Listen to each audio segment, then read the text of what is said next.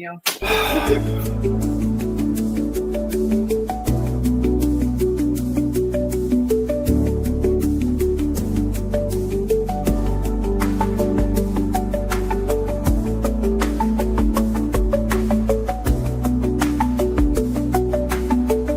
And make sure you open your mic.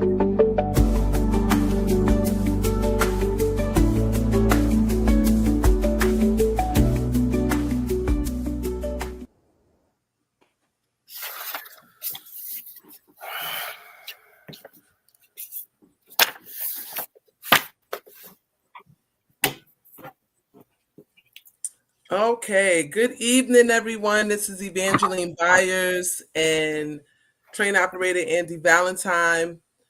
We're coming to you today with a special urgent report about what's happening at the MTA, New York City Transit, and what just transpired in the case of Andy Valentine at 2 Broadway. This is a very important video. We also need your help. Andy was just fired for the 96th Street collision. The NTSB report is out.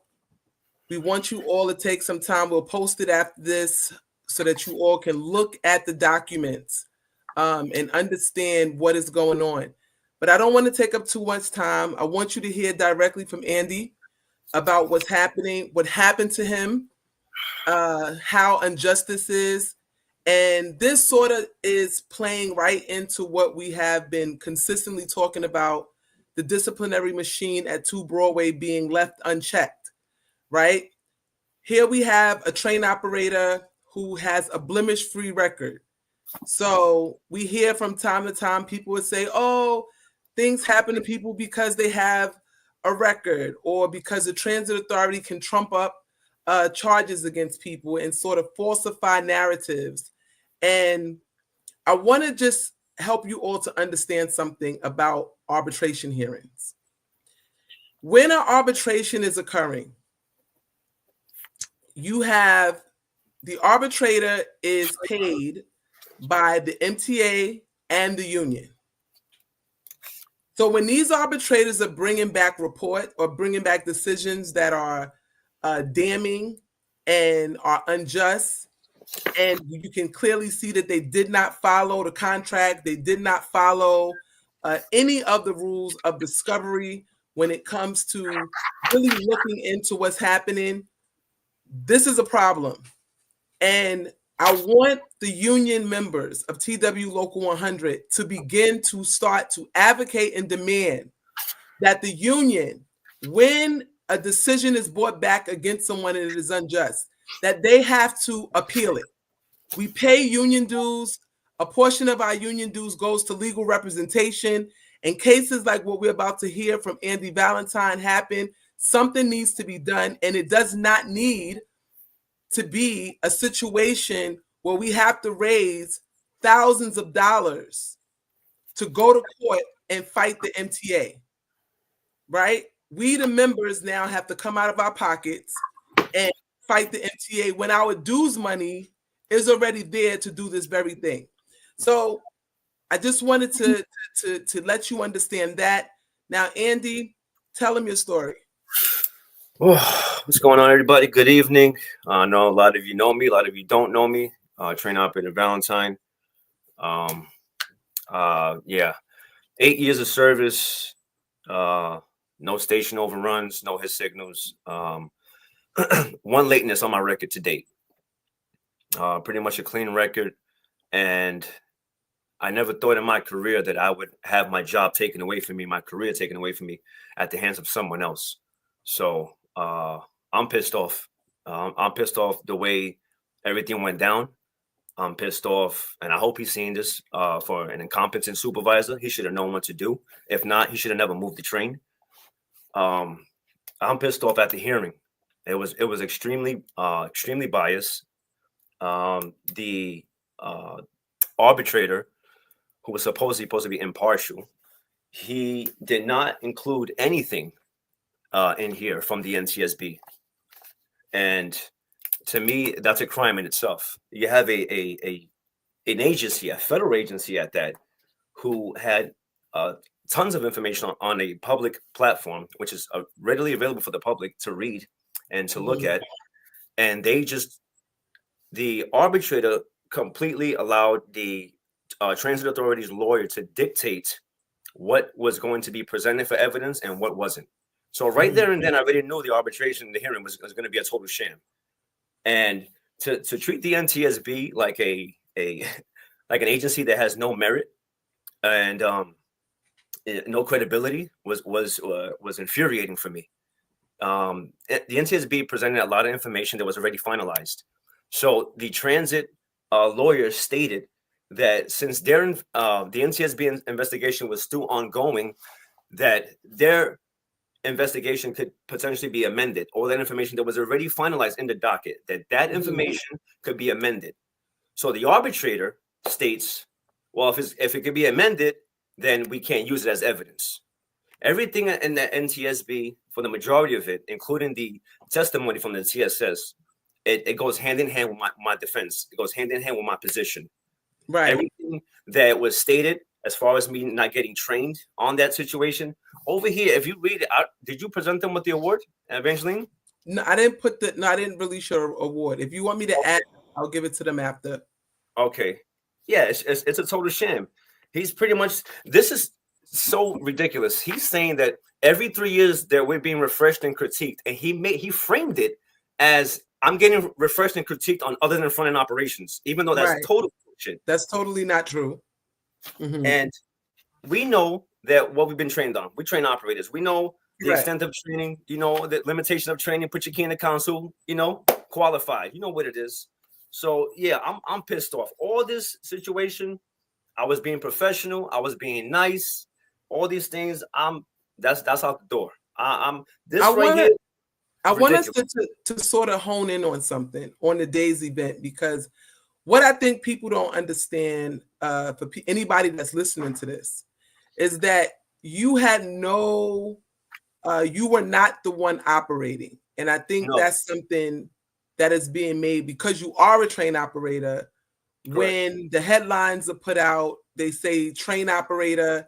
And by saying that, I think it gives people the false sense that you were the one operating the train that day and you weren't.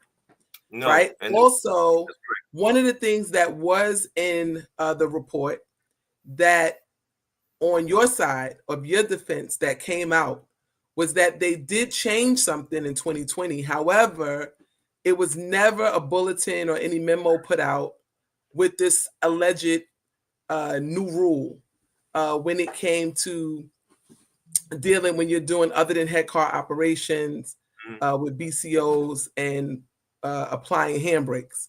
And I think that's important to understand that the Transit Authority routinely,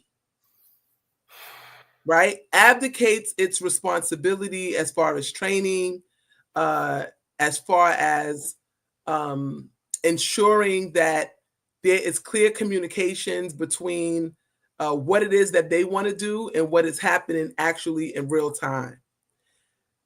We can't bypass the fact that the supervisor who was operating the train, Mr. Melendez, he was the one that was operating the train.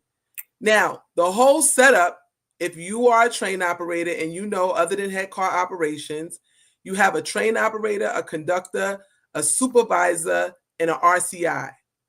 On the day of the 96 collision, if you just from understanding that the supervisor was operating, we know that the whole operation of the way this was supposed to be going was an epic fail because the supervisor was supposed to be supervising.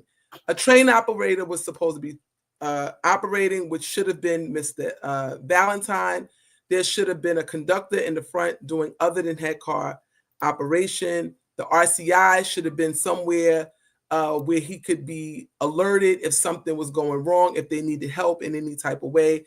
And throughout this entire scenario, there was a breakdown because number one, the supervisor could not supervise, right? Because he was the one moving the train.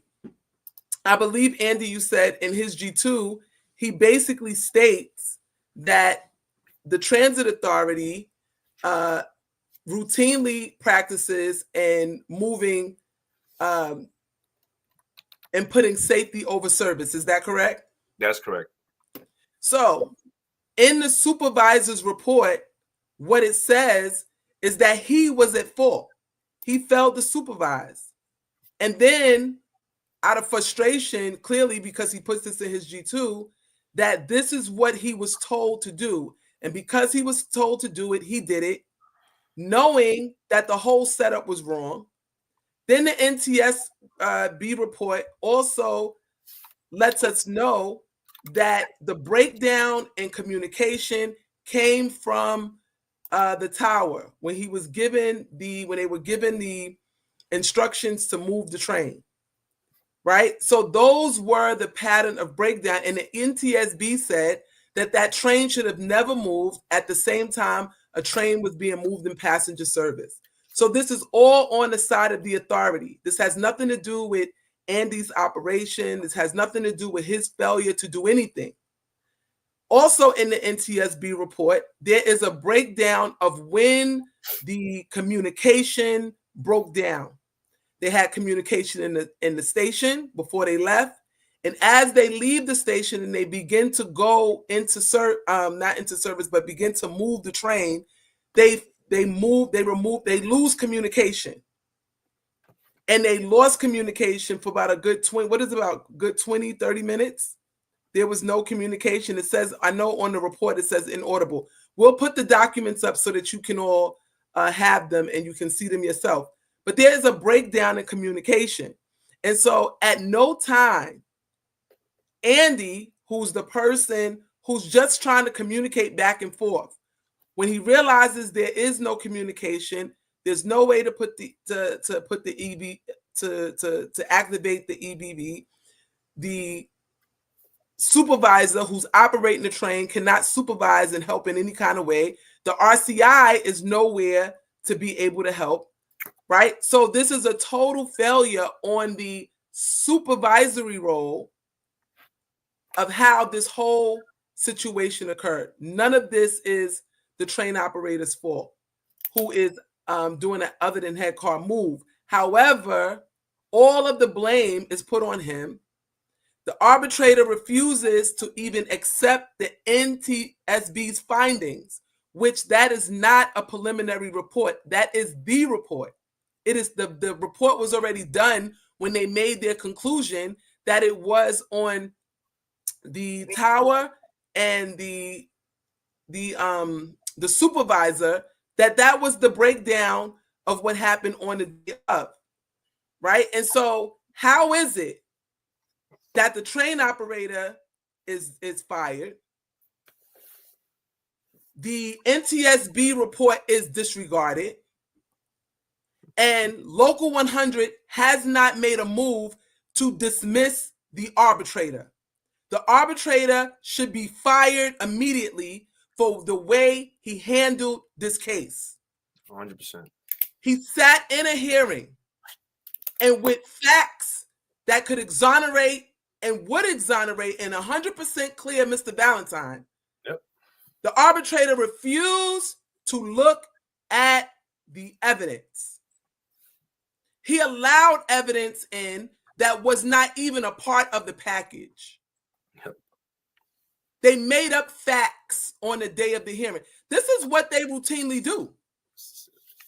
I got it. This is what they routinely do. And it doesn't matter whether you do your job. I know people who a situation happened, one thing, just like Mr. Valentine, dismissed. 30 days in a final. This is a pattern of practice because the transit authority knows TW Local 100 is not going to do anything. They're going to go unchecked. So Mr. Valentine trusts TWU. He goes in with the union's lawyer. They clearly see that this arbitrator is not being fair, is not looking at the evidence of what happened. Not what anybody thinks, not with emotion, but with the hard evidence. And what does the arbitrator do? breathe hard, act like they're bothering him with this. No, get this evidence away from me. I'm not trying to hear none of this. Looking at his watch. Go ahead, tell him what he was doing. Because I want you all to understand that I talk about what happens at arbitrations, how our members are treated at 2 Broadway. It doesn't matter if you operate perfectly, if you never had an infraction. It doesn't matter. The transit authority is going to move to dismiss you anyway. And you know what? Because the union reps are so unprepared and they don't know what to do, you know what they're telling everybody to do? Will you take 30 days in the final? Will you take 30 days? If you take 30 days in the final, you have destroyed your record and the next is termination. And is the union going to stand with you when that happens? No, they're not. And this is the problem that we have. The arbitrator should be dismissed, and any arbitrator that does what he just did should be fired. If this was a judge on a bench, they would be removed for being unethical. 100%. There would be a review on appeal, and it would be overturned. And so today we come to you asking the members of Local 100, the public, anybody who has compassion in their heart, to please help us raise the funds for Andy Valentine to ensure that he is able to get his job back and be reinstated.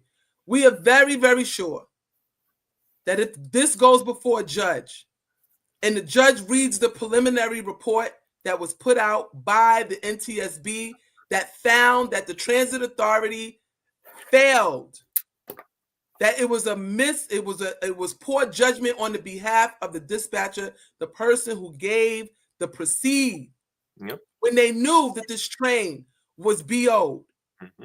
It was a bad order train. It did not have a full consist of brakes. And they sent it out knowing that a train would have to cross in front of it and that they would have to be able to get that train under control. The operator would, which was TSS Melendez, he would have to get it under control and be able to stop in order for that to happen.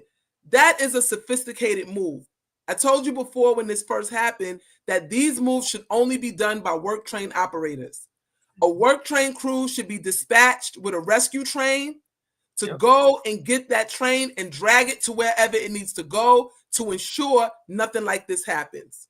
There is something that can be done and that could have been done, and it was a breakdown on the transit authority. Why? Because they want to move trains. It's service over safety. It's service over safety. 100%. When an arbitrator does what just happened to Andy Valentine, this is a clear miscarriage of justice. TWU has the ability right now to step in, take the case, put the money up, fire the arbitrator now. That he will never, ever hear another case ever at the transit authority. That's right. I wouldn't wish that on nobody. How many other people has this arbitrator done it to? How many other people has he done this to? And this happens routinely. There's other arbitrators that have done the same thing. But today we're focusing on Andy, and I want you all to understand, Andy today, you tomorrow. Nobody's safe with an unchecked disciplinary machine that is happening at 2 Broadway that is just ending people's careers. You go into a situation and the arbitration system was put in place. The arbitration system was put in place so that the courts would not be inundated to have to deal with these types of things. And so there is a total breakdown and there's something that needs to be done. Andy, I want you to finish telling your story. No, it's highly unfortunate. Just like you said, it could have been anybody that day. It didn't have to be me that day. It was just, you just think about the levels of everything that it affected. And it starts at the top. Come on. I mean, Mhm. OCC hasn't gotten charged with anything.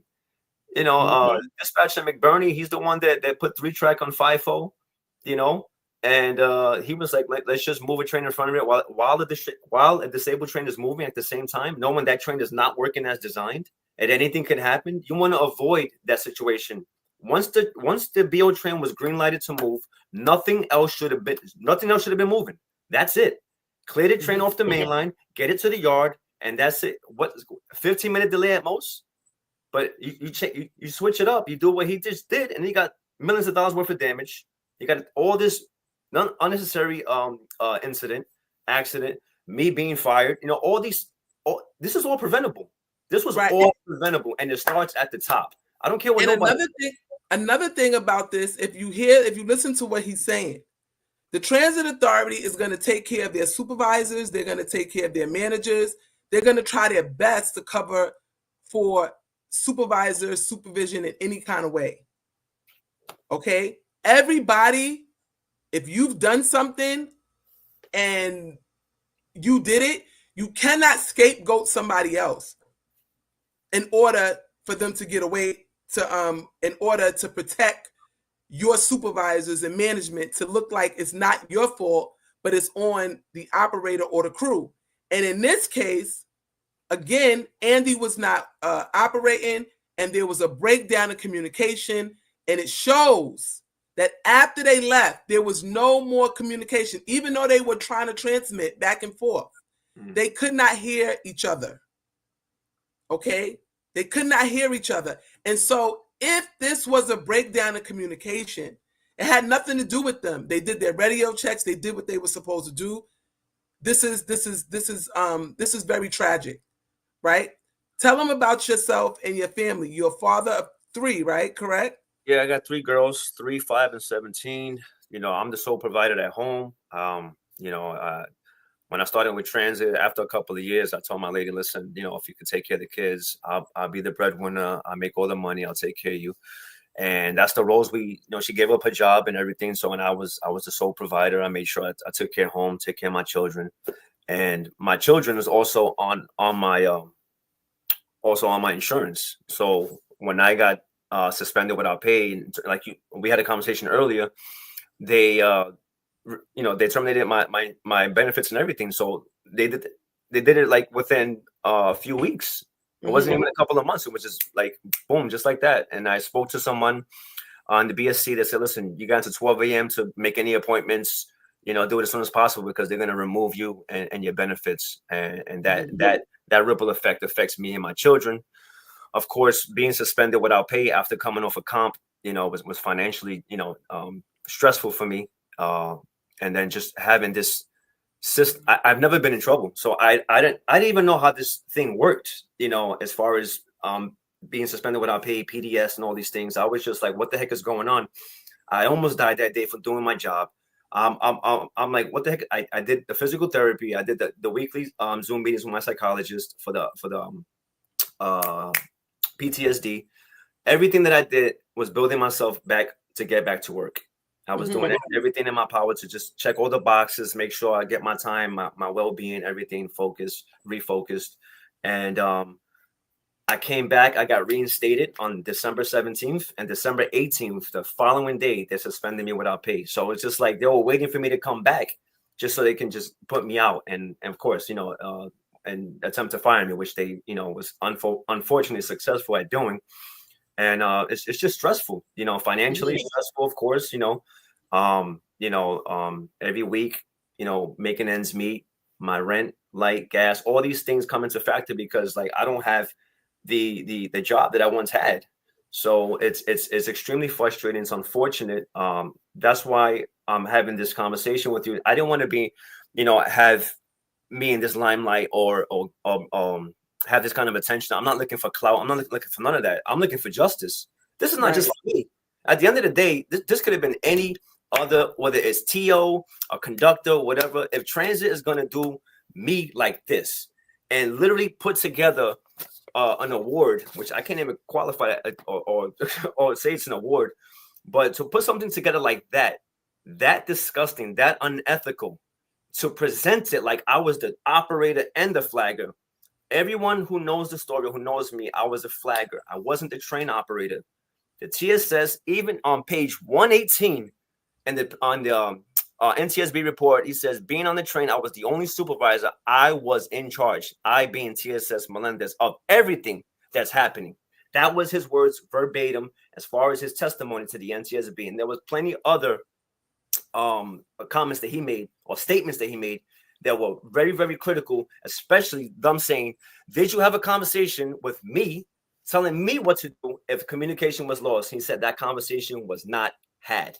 So again, how could you blame me for this, knowing that if you're the supervisor and you're in charge, you're supposed to facilitate the information to the person that what you want them to do, and so you could be successful in whatever is happening, whether it's other than front end operation or whatever the case may be, or if you're just moving a disabled train or you're trying to sectionalize your train, whatever directive is given to you, you have to be thorough with it and explain step by step. So of course, after the incident, February, about a month and a couple of weeks later, they have a play-by-play procedure of what to do in case of a situation like that, of other than front end operation that never existed prior. Pre-incident, that directive or that bulletin never existed. But all of a sudden, now everyone's getting refreshers. Now the bulletin exists, everything, so they can make it seem like, oh, this is what we had in place. Well, and we're gonna charge them for that because the way they framed it is everything that came out prior to post-incident, I was charged for, even though they said I wasn't charged for it. I was charged for not cutting in the BCOs, cranking the handbrakes, etc. My training was in 2017. I did not have any of that. When I did the other than front end operation was in 207 yard. We stood by the EBV. We talked on the radio and we pulled the EBV and he had access to it. That's what I was trained. That was my muscle memory. I don't care what no one says. 2020 documentation that was updated, I never received it. Transit has a thing of paper trail. Whenever you receive something or whenever they give you a bulletin, whenever they critique you, you sign off on it. That never took place. There was no bulletin or nothing for that new book that came out in 2020. Again, I was trained in 2017. There was no refreshers or courses after 2017 up until the day of the incident. You're talking about what, 7 years later? Mm-hmm. And then you expect to do this, no. At the end of the day, I'm a train operator. My job is to move that train safely from terminal to terminal. I do that, 50 stops, 400 times a day. Years past, you're talking about 50,000 stops. No incidents, no overruns, nothing. Right. I'm a train operator. I am successful at my job. And I'm getting fired for an alternative role, which is a flagger, which you barely, anything you do once in a while, you're not going to be good at it, right? So you're going to be like, oh, I'll do this. No, you got to understand something. I'm a train operator. That's what I do. That's what I'm trained to do, to move trains. This flagger role, all this, it's crazy for me or for them to put me in this situation. I'm saying, oh, the TSS knows what he's doing. I felt confident the day of, I never met him prior to that day, but here we are in the situation, two unknowns, two different roles. And he's over here telling me, I need you to flag the train, put your train on A train to train. That was the extent of the conversation. Right. There was no, if communication was lost, do X, Y, and Z, or I left the BCO box for you. This is what you do if you can't hear me. No, none that conversation did not happen. And that, but I got my cab, all those areas was locked. The swing doors, everything was locked. There was nothing saying that. What it sounds like is you had an overzealous supervisor he who just wanted to get through it. He wanted to get through it. He didn't think about what could go wrong in this situation. And that is the problem of what it is that we're seeing. And we all know that TSS Melendez used to be a union rep, and he very much understands the culture of what happens when things go terribly wrong, when you try to just do and rush to comply and sort of be a good boy for the transit authority, that they don't care about that. You're only as good as your last move. Somebody, there's a question a comment that's on the screen that says, in my 35 years, we were never refreshed in other than head car operation. So it sort of, doubles down on what it is that you're saying. There were no refreshers given on other than head car operations. And I want to really, really hone in on this as well. everything that he's saying that's happening in his arbitration, he's being charged as if these processes and this system was in place before. They disregard the breakdown in communication, which we all know. If you cannot hear your partner on the radio,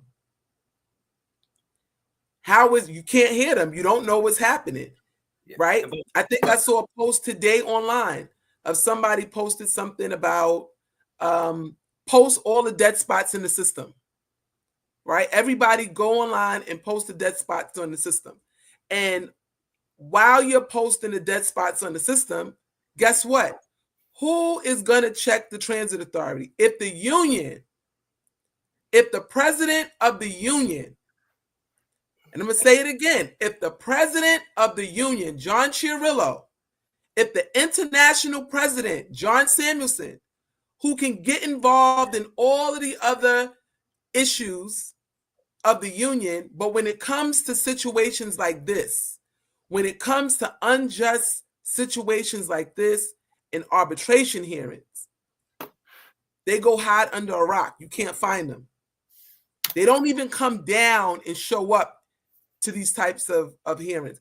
I was told when Roger Toussaint was the president, if something like this was going on that was major, that made headline news, that was in the papers, that the NTSB was investigating, and one of our members were being targeted by management, that he would show up to the arbitration. And he would sit there in the arbitrator's face to let him know that he was directly watching the situation. We don't have that going on downtown. Matter of fact, we got VPs, when these types of cases come up, they go hiding. They're missing. They don't want to be a part of the hard stuff, right? And that is a problem. Also, they didn't allow me to bring in TSS Thompson for my defense. So they brought in their guys, and nothing was questioned. You know, they brought in their witnesses, and everything was fine.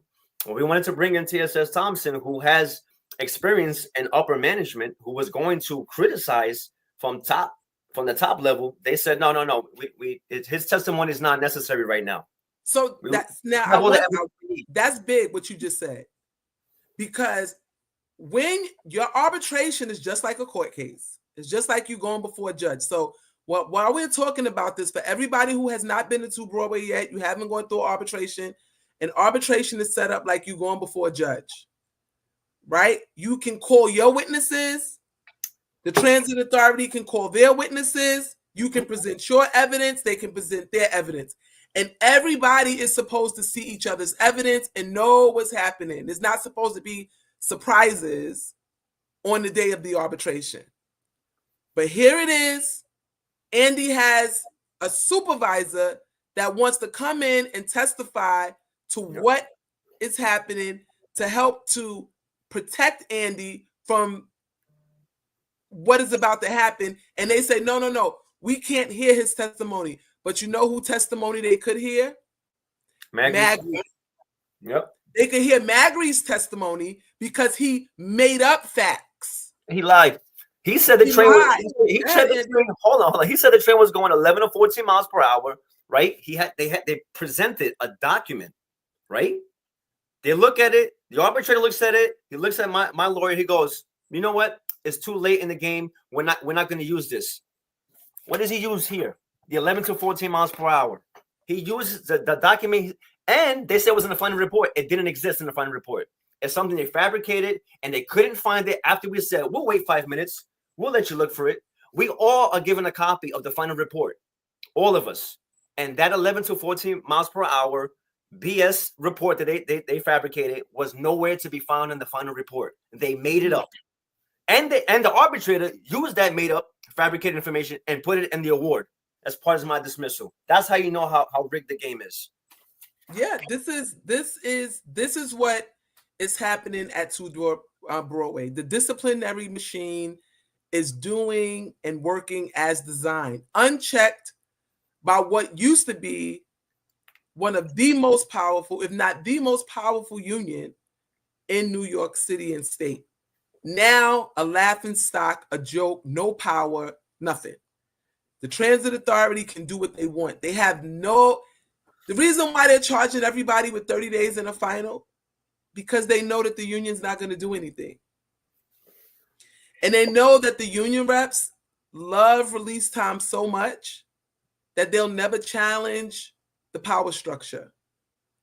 They'll never say and call out the president of the union for abandoning them while they're trying to fight cases, right? They can't even put in a phone call to the union to do anything. Nothing's going to happen. Deidre Ferrickson should be fired. She is the head of grievance and discipline. She's the attorney that oversees grievance and discipline. You're telling me that the person who's in charge of grievance and discipline and ensuring that the arbitrators do what they're supposed to and going into these hearings, you're telling me that she could not say to recommend to John Chiarillo that this is a case that they need to fight? Also, let me add that TSS Thompson had information that transit received from the NTSB in 2019 about the dead spots around 96th Street that he was going to bring to attention in my defense. They didn't remedy that situation. It was still a dead zone, of course, as you can see. But the question is, if there's no communication, because from me to the operator, why is he still moving the train? Because the other in front of operation says if communication ceases, then you stop the move. Right. Why was he still moving the train? I mean, because he was trying to be a good boy. He was trying to show the transit authority that he could do, that he was Superman, right? So he's going to do a good job so he can get his rub on the head, instead of understanding that he was supposed to stop the train. Also, he should have never. Y'all should have never even been operating, because the amount of people and the way it's supposed to be set up. Because I've done these moves before myself. Eventually, also, I've never done other than head car move with the supervisor operating. But the supervisor is usually walking back and forth throughout the train, supervising and listening to make sure that communication is steady on the radio. Go ahead. I apologize. No one is asking the right questions. No one is asking where was the RCI. No one's saying he was supposed to be in the fifth car. If I was trying to get into communication with Melendez over the IC and the PA, he should have been able to relay that information if he was in that position and facilitate some. Listen, stop the train or put the train in emergency. I mean, come on, like what? No one questions this guy's position or where he was. You already had the conductor by my position. You know, she wasn't in the fifth car or the last car. That was already a ridiculous call on his part. Then the RCI, did he get off the train? Was he on the train? Like, no one knows. And there's so many questions. But like you said, at the end of the day, that train should have never been moved. They should have waited for the rescue train. They had one train behind us at 72nd Street. All they had to do was run service around us until the rush hour was over. Couple the train with the work train. Bring it to the yard. Done deal. That's it. That's all that had to be done. Everybody's trying to adhere to the rush. And this was during the changeover in OCC. Right. So who was watching the move? Because whenever we do a wrong rail move or we're going to move the train against the normal direction of traffic, we are given a play-by-play instruction of what to do. So where was OCC at? Who was watching the move? They greenlighted the move. They should have watched the move from start to finish. But everybody's, I don't know what happened. Everybody know what happened. This is your job. You're supposed to supervise the movement of trains. I can't see what's past 86th Street, but you can. You didn't even notify us that you was crossing the train in front of us. That radio transmission didn't even happen. So it's so crazy. It's culpability across the board, but the top doesn't want no culpability. There's like, we didn't do nothing wrong, but it's my fault. Everything falls on my shoulders. Mm-hmm. You know, and they got all these people on Facebook saying, I would have did this, I should have did that. You would have done nothing.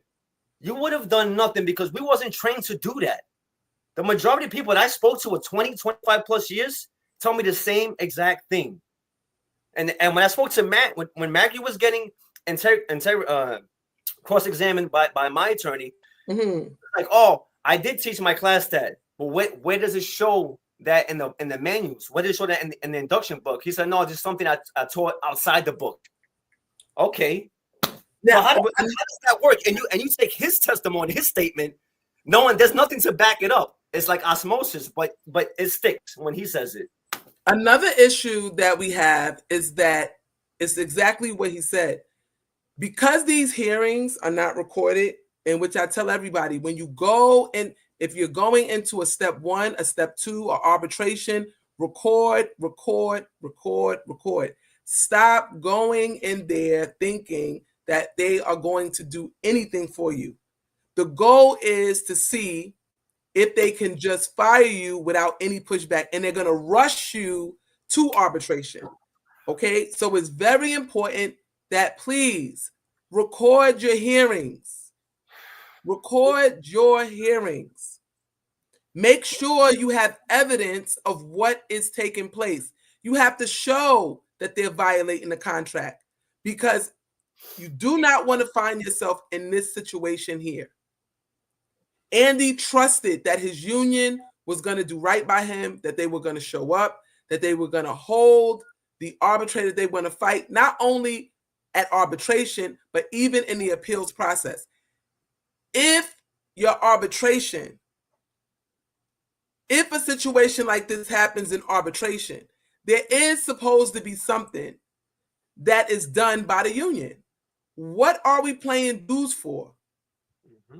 If when the transit authority is dead wrong, the arbitrator is clearly biased, nobody's going to step in to do anything. Okay, I get these phone calls all the time. It's not just Andy. There's a lot more people lined up, right? Who we have to raise money for to pay the attorney's fees so we can get them their job back. And I want to be clear. I've been doing these types of cases and working to get people their job back and stopping firings since the Todd Brown case. I forget what year that was. I think it was 2017, 2018, something like that. 2019, somewhere in there. Between 2018 and 2019, that case was going on. And to date, it's the same things are going on. The same things are going on. Every time we turn around, it's the same thing over and over and over again. In Todd's case, the union showed up for the other 6 guys, and guess what? They still lost in arbitration. Even though the report and everything was in their favor. The same thing. This has continuously happened. But I want us to really focus in, and I want us to understand how much of a problem this is, right? That this continues to happen. And the members have to understand, we all have to understand who are members of Local 100. It's our job to check our union leadership when they violate us in this way. Go ahead, Andy. No, I'm just pissed off. You know, like I said, I just come to do my job. There's nothing else I come to do. There's no drama. There's no gossip. I just do my job and I go home. That's it. Go home to my family. The fact that this is all coming on me, the fact that they put me in this position with my back to the, at this point, let's go, because it is what it is. They don't woke up a sleeping giant. So I'm gonna give them all the PR they never wanted. They're gonna wish they reinstated me, because at the end of the day, I was in a position. Like I said, the TSS said I was in charge of everything of that day. He was in charge. He was, and his gripe should be with the OCC. I'm over here. It just blows my mind to think about everything that's happened to this point, going through the process, going through the unethical practices of the hearing, and just like experience it. I hear it from you, and I know you have more experience in this arena than I do, but to experience it firsthand, to be in that hearing and to feel what I felt internally, that I was just out. I didn't want to be professional at that point. I'm just up in arms at this point. Like, how the hell could you treat me like a freaking criminal? And you over here, you know what's happening. You know what happened at the top. You know the chains of a command that has to happen for that move to be made. And you're making it seem like that was like a one-man show. And this entire freaking this hearing. It's ridiculous. It's absolutely ridiculous, and it's unfair. And again, it's at this point, it's not just about me. It's about everybody or anybody going forward. For them to do me this wrong, this could be you. This could easily be you for something that you didn't do because someone else did, and they kind of roped you along with it. is no different. It's no different because, listen, about the union and everything, I'm not even gonna say nothing. But I did have some real people with me, and if they're watching, I love you guys. JL, Brooks, you know, you're my guys. These guys came. They went helped me go food shopping for my kids, buy Pampers and everything. It's just that that's something that's on a personal level. That's what we're saying. But this is what I'm saying. JL, who else was it? Say the names of who stepped up for you. Say who stepped up for you. It was JL and who else? Chris, Brooks. Like, some people don't really want to be mentioned because they want to be anonymous. So, like, but they know that I know, and like I said, it means a lot to me and my family. No, but I want to say this about what he's saying about JL. So herein lies the problem, which I was talking about this the other day on another video. If a union rep, which JL is not a union rep right now, but correct. JL stepped in, he's helping him raise money. Other people help to raise money to help him with his family, help him through his hearing. And there was a breakdown in this area where JL has no jurisdiction. There's nothing that he can do, right? Where is the union leadership? Where is the president of the union? Where is Mr. Allen? And I'm going to call their names because they have to be held accountable for what's happening. It's not okay to walk around and hold the title while we're getting hammered by the transit authority in the most important area of the union, which is discipline. Discipline determines whether you have a career here or not.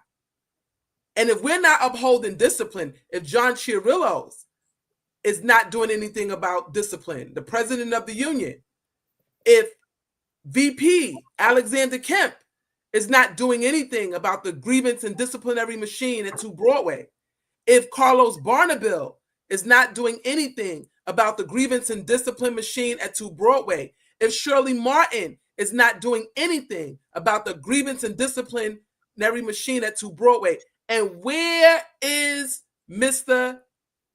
John Samuelson, who all of the members of TWU are going to go down to Las Vegas and elect him again as the international president? Where are the executive board members? Where are you all on this matter? You have a duty to speak up and make it stop. It's not okay. It's not okay for this to continue to happen. This has been happening year after year after year after year. Day in and day out. There's somebody downtown now. Another thing with communication. Another situation with communication on his train. Okay? Another communication issue. But nobody, you think the union's going to do anything to help? No. Nope. Think they're going to do anything? You have chairs and people who are in the department stating that they don't know what they're doing, publicly stating that they do not know what they're doing, and people like Mr. Valentine is the one who becomes the victim when there is a breakdown in the union and the union is not doing its job. Somebody asked a question. They asked if, let me go back to the question. Somebody asked the question about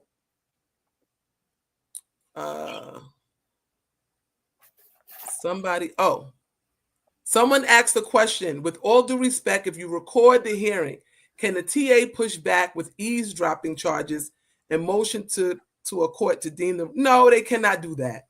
The law of the land says you can record. That's it.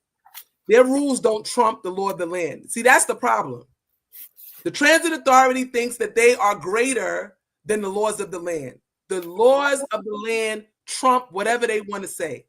Whatever they put in their book and say can't happen, the law says it can. And because the law says it can, they have to adhere with the law. The law does not have to adhere with them. Record. You know what they said also, eventually in the OSS report? The OSS report stated that car number 2208 had an air leak that was never fixed, yet it was still out in service. And that was part of the 5 good working cars. Mm-hmm. So in actuality, you had 6 BO cars which negates the 1-to-1 ratio on the main line. That wasn't even mentioned in this. That we had bad equipment to begin with. It wasn't anything that could have exonerated me or put me in any kind of a good light was removed. It's like I'm the villain, right? Like I woke up and chose violence that day or something. Like you would Right. think And that I was everything that he's saying, it's ridiculous. Was to be made aware to the arbitrator, and the arbitrator refused. Refused to hear any evidence. Go ahead. Not only did he refuse, but he went like this. Is this in the report? I'll look at it later. This is a report. I'll look at it later. I don't really want to overrun the time. That's all it was. It wasn't about evidence being presented, being listened to. It was about his time, right? It was about what he wanted and also what the authorities' attorney wanted. Nothing what my team, we wanted another person to come in to testify for me. Nothing. None of that mattered. Anything that had to do with me, it got a pushback. Anything that they wanted or they wanted removed was sustained. Everything for us, it was overruled. It was a complete sham. It really was. And it was disgusting. And Magri and all of these other liars, Snake, and he was just there talking, and my attorney was squeezing him, and he was talking about the constant communication. He said, how could this man constantly communicate if he got his left hand taking power and releasing on the 62 and his right hand taking break? So again, it is known that the movement of trains is a form of communication, because if communication ceases, then you stop the train. It's that simple. Mm-hmm. But he was saying, how could you talk if his left and right hand are busy? Does he have a third hand that we don't know about? It's impossible and it's ridiculous. And we can't talk at the same time if I'm giving constant commands. Keep it coming. Good speed, partner. Just like that. If I'm talking repetitively and his hands are occupied, his movement is saying that I hear you. That's how it works. This is not work trains when you got a headset and you say copy, partner, or whatever. Or even better, if I'm flagging a work train and I don't hear my partner, I put it in the hole because I have immediate access to the dump valve. That's the way it was in work trains. Mm-hmm. We was able to put the train in emergency on demand. What was that, partner? I can't hear you. Chow. That's it. That was the way it was over there. Now, did they yet make this move? That's happening. Now, this could happen again. Nobody. Even with their new procedure that they put out, this can still happen again. You know why? There still are dead spots in the system. They still have not put it to where if this happens, that a work train has to be sent to go and get that train. Right? They're still leaving it that there is possibly a room for error again, because again, it is service over safety. And that is a problem. So I hope that you all see how serious this is. There is a GoFundMe that we have that you can donate to so that we can get the money to the attorney, Mr. Martin. I'm going to bring on Mr. Martin. I want you all to hear from him. He's also, as an attorney, very disgusted with what's happening. Another thing that he talks about with me all the time is that the the union is not doing anything to train union reps. Okay? It is a dereliction of duty to send in chairs, vice chairs,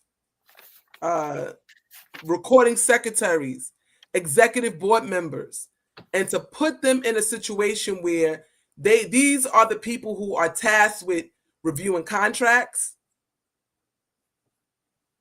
voting on issues pertaining to our union, and they have no clue what is their duty and responsibility. They're not even sending them to school to be able to learn how to be union reps.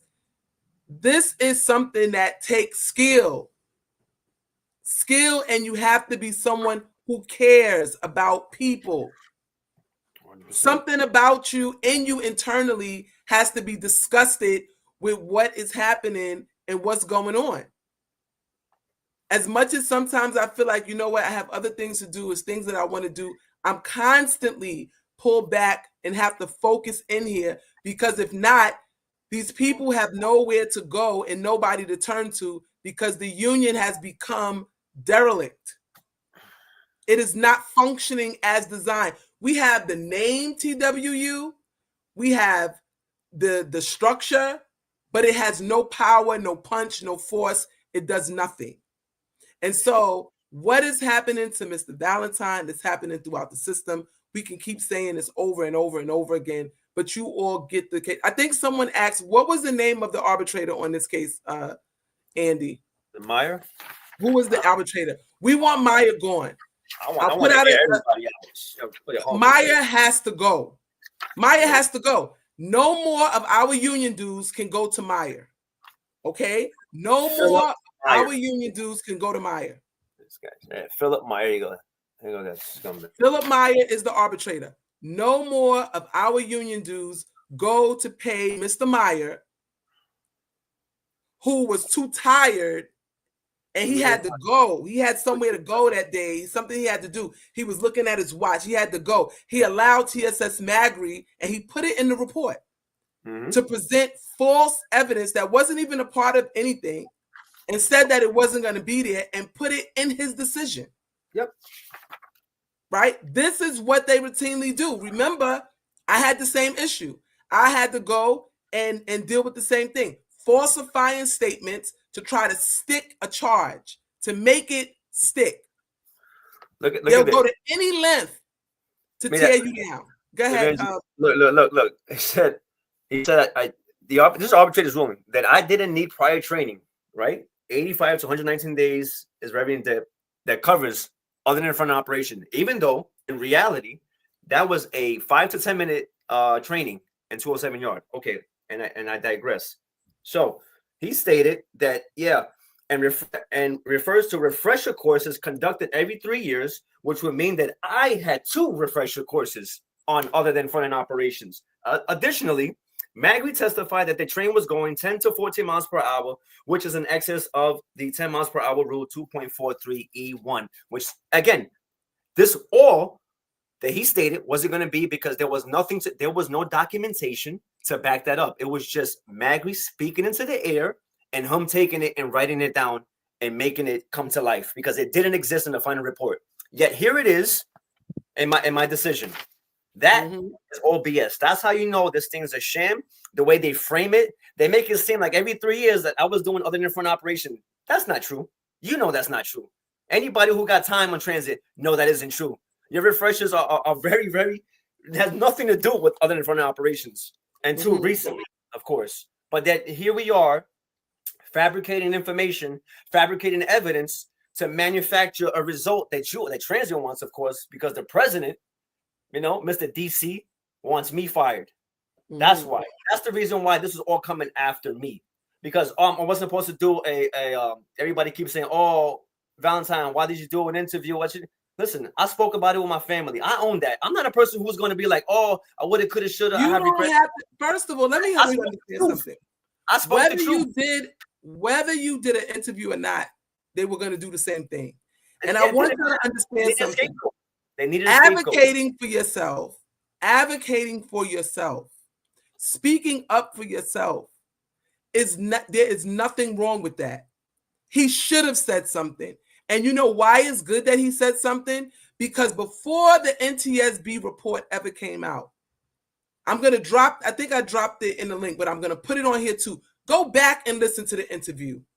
The same findings in the NTSB report is the same findings that the journalists and Andy is having a discussion about on the days after the incident occurred. Listen to that interview. The NTSB found in their investigation exactly what was said in the video. Okay? And so you advocating for yourself and speaking up, it doesn't matter. Stop thinking that if you're just good, the transit authority is going to do right by you. Right? Everybody, when something happens, goes trying to see who they could kiss up to try to get them off of them. Yeah. It's not supposed to be that way. It's supposed to be a situation that when you call your union, your union shows up. Your union fights all the way. Your union wants the document. They want the package. Before the transit authority can touch you, they've done a thorough report of what's happening. That is the way a union is supposed to function. That's the way I function. The first thing I ask is, let me see the package. Let's see the package. Right? We go through the package.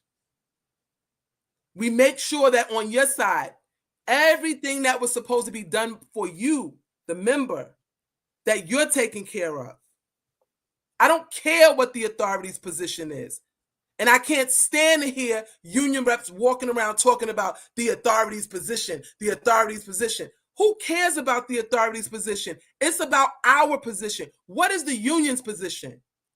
What is the union's position on discipline? What is the union's position on MAGRI manufacturing charges and setting people up?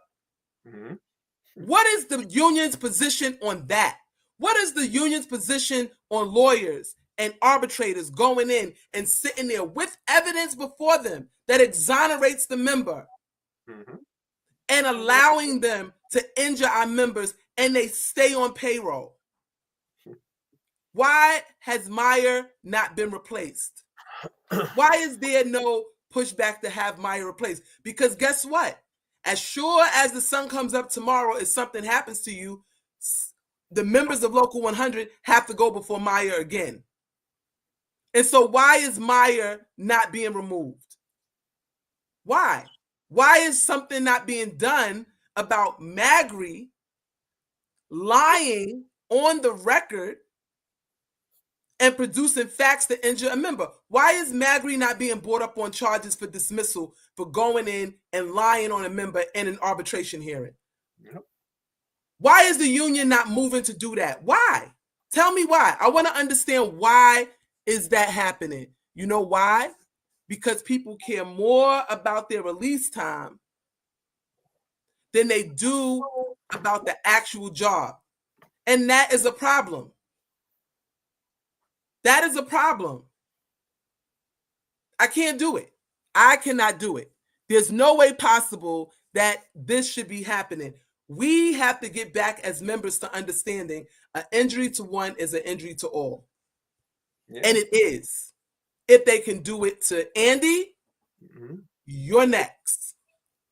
Your number is coming. Okay? Your day is coming when you have to sit before a Meyer,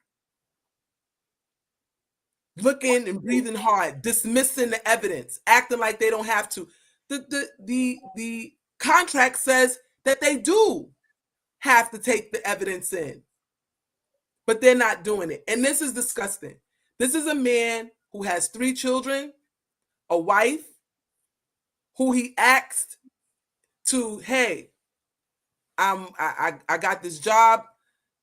You know, I'm here now. I got this. I need you to stay home, take care of the kids. You can, you know, quit your job, relieved her of her duties of working so that she could stay home and focus on making sure that their family and their household was intact. And here now, he did everything he was supposed to do, and he has to go home now with no money for his family, fired. And then they lie all through the report, so it's affecting his ability to get unemployment. Why he has to begin to rebuild, and now to take on this fight to get his job back. But we're going to prevail. We are going to prevail because the evidence is overwhelming that he was scapegoated. And it's not okay that the transit authority and the union are working together once again to injure members.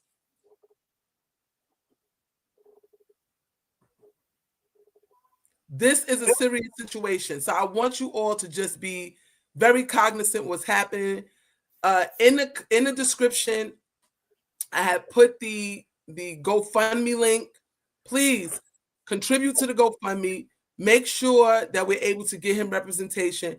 I'll come on again with the attorney that we're going to use to move this forward so that we can make sure that he gets his job back. This is unfathomable. And I want you all to start holding your VPs accountable, right? The VP of RTO should have been all over this. The VP of RTO should have been all over this case. The VP of RTO should be calling that Meyer is removed. Okay?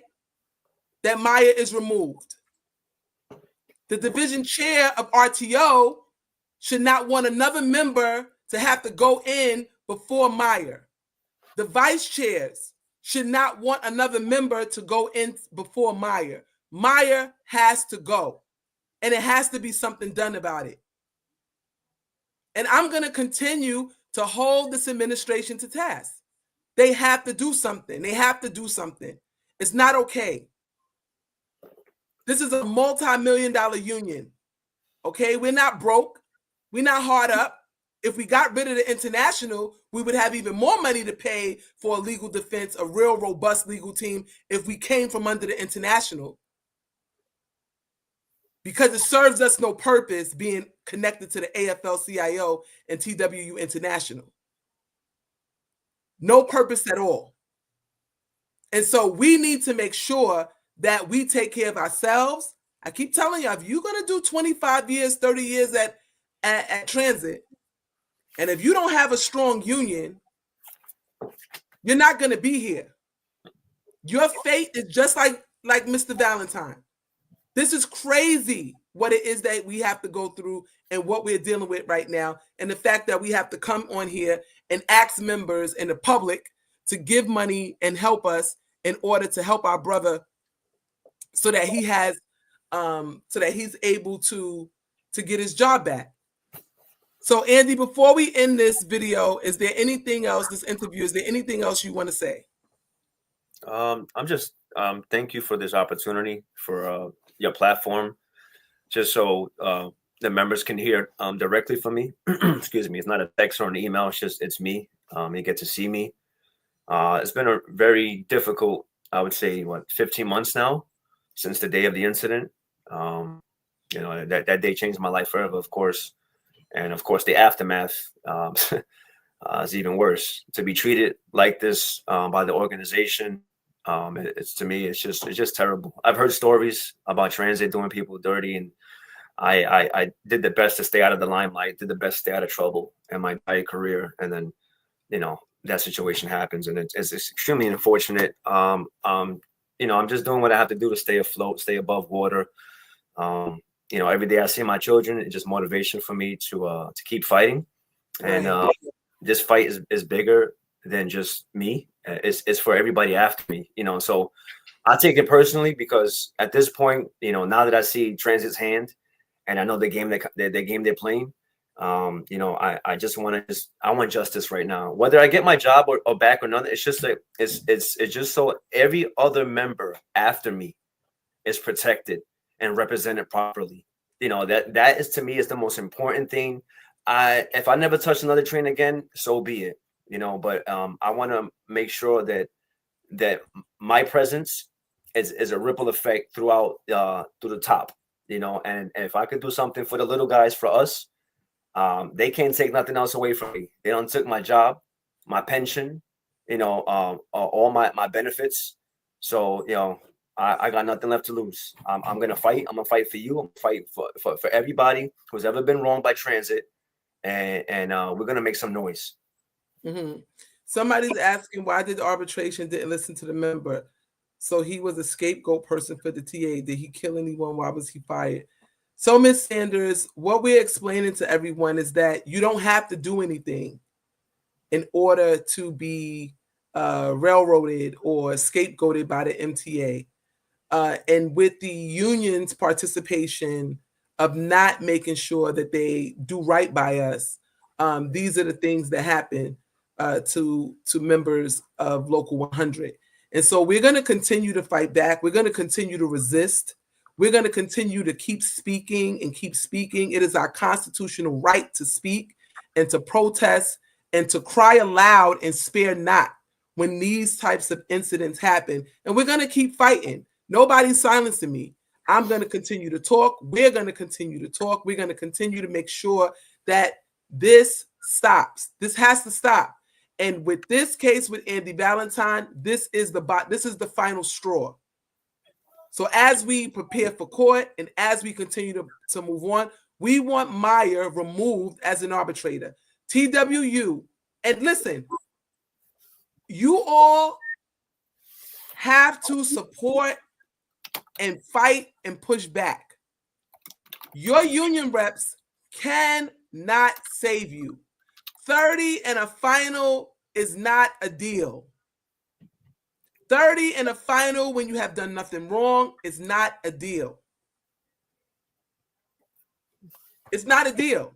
It's very important that we understand that at 2 Broadway, people have to be skilled and educated, and they have to read their contract. Okay, we all know that they're not reading their contract. They don't know what they're doing. They've admitted it. They've said it on camera. They don't know what they're doing down there. They're just trying to get by because they have no support from their union. There's no education process. There needs to be instructors that come in. There's lawyers there. The lawyers need to take time and they need to make the lawyers do it. That needs to be a part of their job, to help the union reps to prepare for cases. This cannot continue. This is just a dereliction of duty. This is gross negligence. This is really, really bad. And we need to make sure that it stops. And so please, we're asking you to donate. I put in the comments. If you look in the comments, it's there.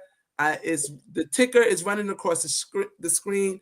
It's a bit.ly link. You can just click that. You can go on GoFundMe. We have the links everywhere. Andy is going to have the link. Everybody have the link. Donate, donate, donate.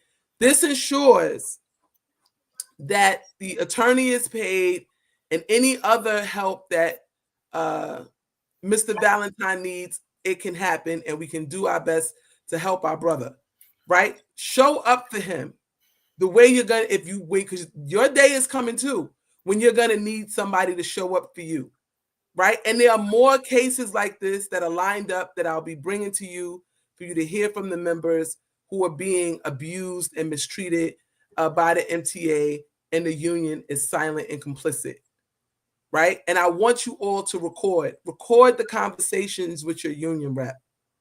Record the conversations with the MTA. You have to protect yourself against the union, and you have to protect yourself against management. It's very important that you protect yourself, because when you come afterwards, right? When you come afterwards and say, they did this, they did that, what do you have to prove? Emails.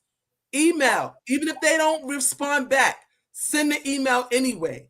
Email. Those are legal documents. Speak to them as if you're speaking to a judge. Say what it is that you have to say, and do not be scared. If we continue to fight, if we continue to push back, we will win. But you got to do something. This is not okay that they continue to do this. It happens all the time, all the time, all the time, all the time. All the time. All the time. It's not okay. Okay, so we're at the end now. Again, in the comments, I'll post it as the last comment on the thing. Again, please donate to the GoFundMe. It's a bit.ly link, so it's not that big, long link. Just click on it, and it will take you directly to the GoFundMe. All of the proceeds go to ensuring that Mr. Valentine's legal expenses are taken care of, and any other needs that he has are taken care of while we mount this fight. Thank you so much. We are stronger together. An injury to one is an injury to all. Thank you again. Share the video. Let's all stand together, and let's make sure something is done. And remember, the president of the union is responsible for firing Meyer. We want Meyer gone. Have a great day, everyone. God bless, guys.